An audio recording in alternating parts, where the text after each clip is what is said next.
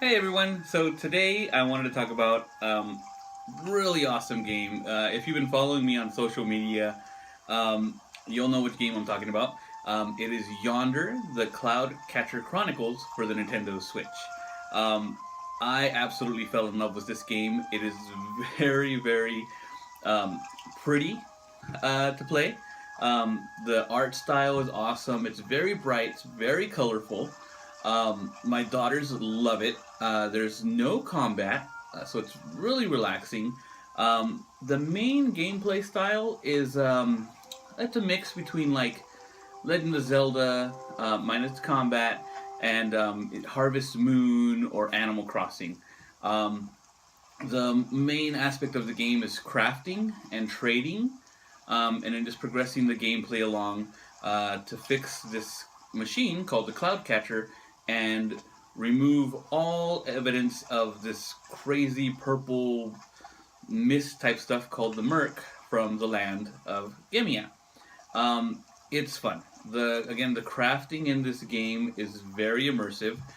If you want to build a pen out of stone for your animals on your farm, you need first create these stone pillars and these stone arches. But in order to create those, you need to create cobblestone. But in order to create cobblestone, you need to create mortar. And to get mortar, you need clay and fodder from cutting grass. The clay you collect from riverbeds or lake around the lakes. So it is very, very immersive. Of course, if you don't want to build your own stuff, you can also just farm or just collect items throughout the land and then trade for some of the stuff you'll need to progress the story along. Another cool aspect of this game is the farming. So yeah, you can go and you can collect rocks and create fodder and collect your own clay, or you can build these farms. I think there's 4 or 5 in the game, and you can lure these animals that are just roaming the land back to your farm, and each animal will have a specific item that'll give you. So there's burrow foxes, and those will give you clay. There's these giant animals called groffles, which are a mix between like a buffalo and like a deer and a cow, and those will give you milk. And then those items you can actually use to make butter or bread. It's crazy how immersive this game really is. So at first glance, it does feel like a Breath of the Wild knockoff, but it's so much more than that. I mean, just the crafting and my main thing with Zelda Breath of the Wild, every time I go back into it, is that you can't fish. I mean, you can fish. You have to use like spears and arrows, that sort of thing. But there's no fishing pole. You can't fish for the Hylian bass.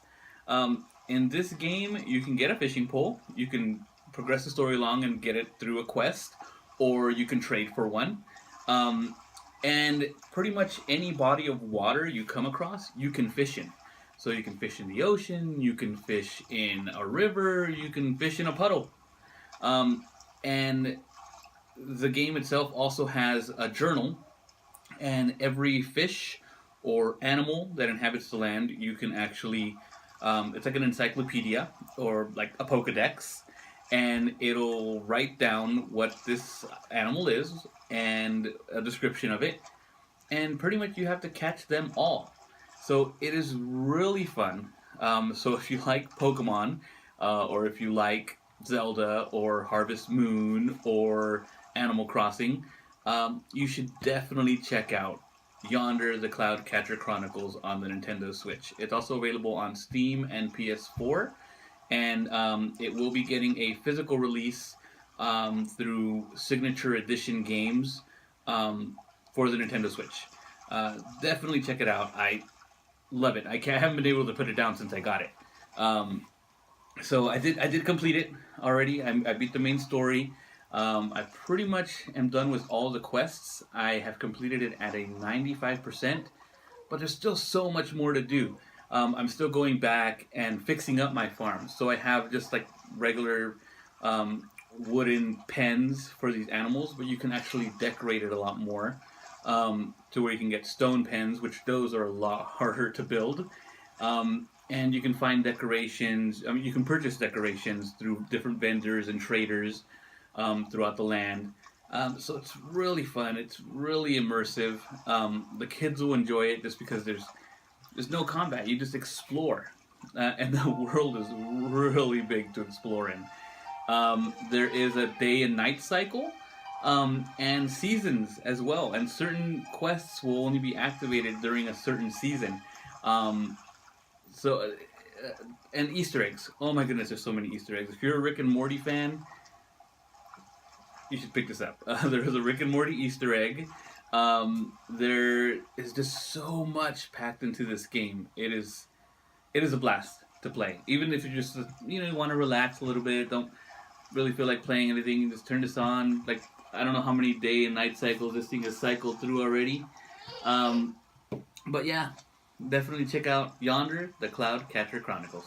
All right, bye guys.